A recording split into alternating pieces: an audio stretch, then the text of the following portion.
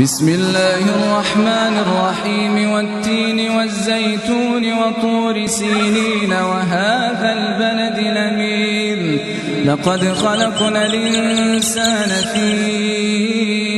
أحسن تقويم ثم رددناه أسفل سافلين إلا الذين آمنوا وعملوا الصالحات فلهم أجر غير ممنون فما يكذبك بعد بالدين أليس الله بأحكم الحاكمين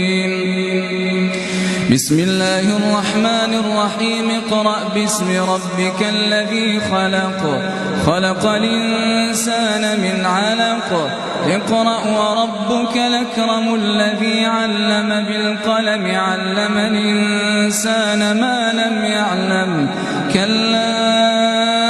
إن الإنسان ليطغى أن رآه استغنى إن إلى ربك الرجعى